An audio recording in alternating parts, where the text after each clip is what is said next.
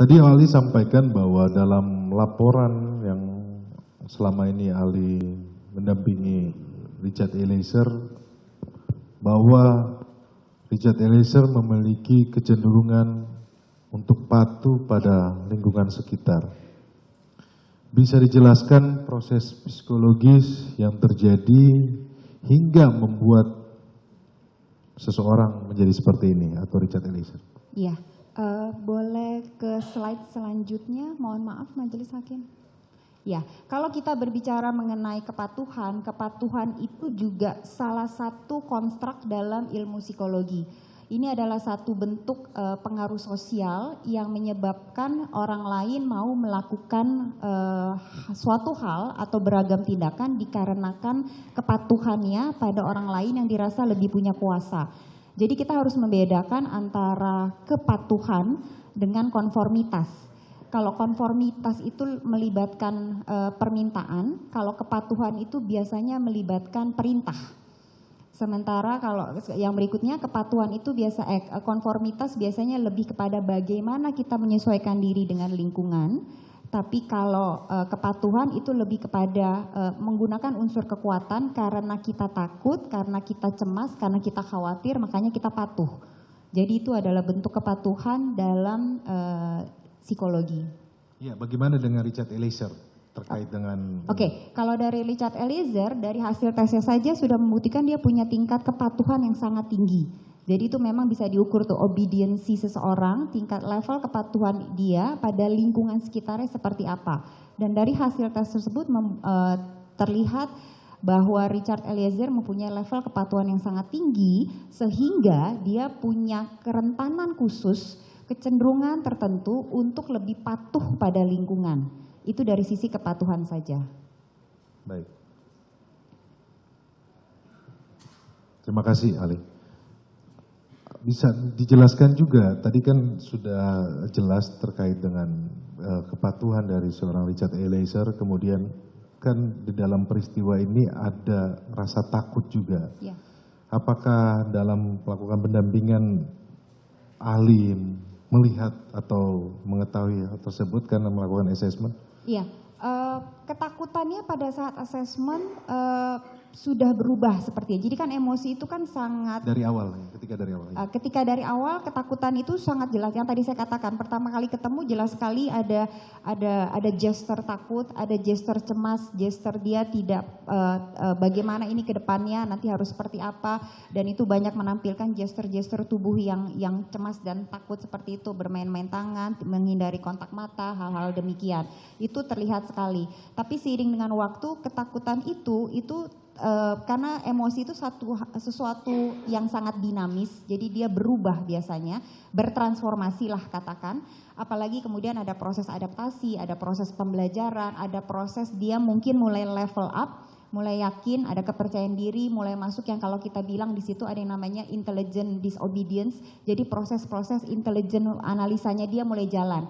Kalau berkaitan dengan yang sebelumnya, ketika yang banyak berperan adalah amigdala, otak emosi, jadi dia lagi takut sekali, cemas sekali, khawatir sekali, tapi seiring dengan waktu ketika perlahan-lahan mulai ada dukungan kepada dia, baik dari orang tua, dari para penasihat hukum, dari banyak hal, analisanya mulai jalan, apa yang harus dia lakukan. Nah, ini kemudian emosi takut ini tertransformasi menjadi paling tidak dari hasil tes yang terlihat ada kecenderungan hipomania.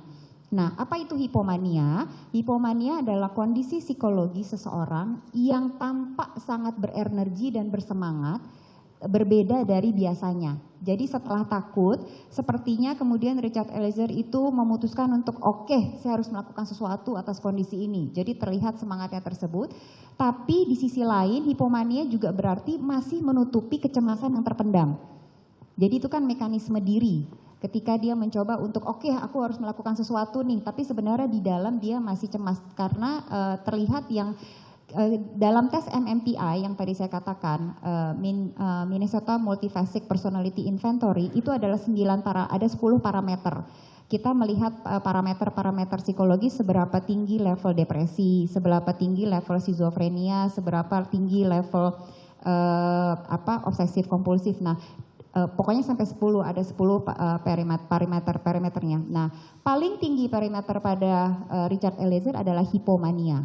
Di mana hipomania sudah jelas berarti ada kecemasan yang ditutupi olehnya dengan cara mencoba untuk berenergi dan bersemangat sekali. Nah, apakah kemudian dikatakan, kalau tadi pertanyaan berkaitan dengan emosi takut dan cemas adalah emosi yang dekat. Gitu. Hubungan kepatuhan dan rasa takut tersebut?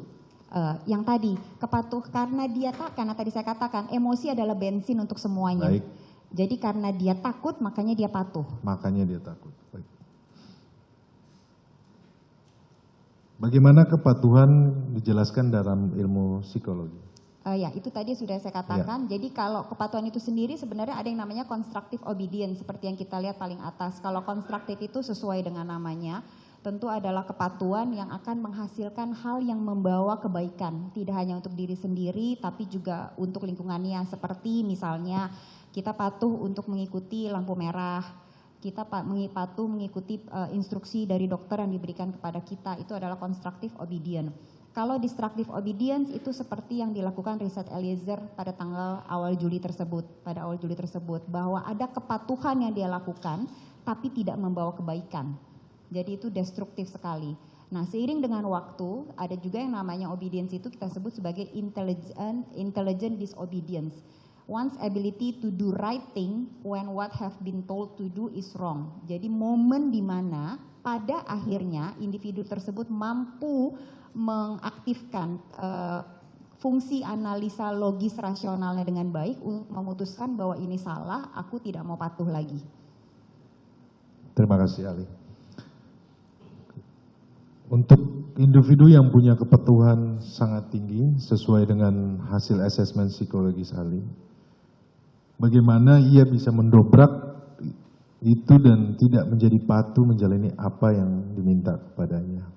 Ya, itu yang tadi saya jelaskan, intelligent disobedience. Jadi ada proses waktu ketika pertama kali terjadi, waktunya sempit sekali untuk menganalisa, merasionalisasi, membuat penilaian, aku harus apa, aku harus bagaimana, aku harus memilih yang apa, itu sempit sekali. Jadi dia hanya mengandalkan pada insting semata.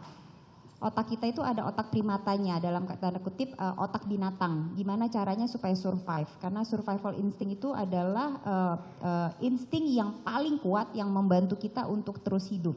Nah, ketika dia berada pada kondisi sangat tertekan, yang bergerak, yang berjalan duluan dan mendominasi adalah otak primatanya tersebut, otak binatangnya.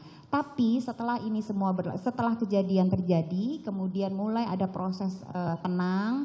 Jadi seperti orang naik gunung, puncaknya sekali, begitu habis itu mulai landai, mulai masuk tuh proses analisa, kemudian logikanya, rasionalnya seperti apa, belum lagi dari sisi spiritualnya seperti apa, yang dia mendapatkan kekuatan, peneguhan, sampai akhirnya dia memutuskan untuk, ya stop, saya tidak mau lagi patuh, ini salah.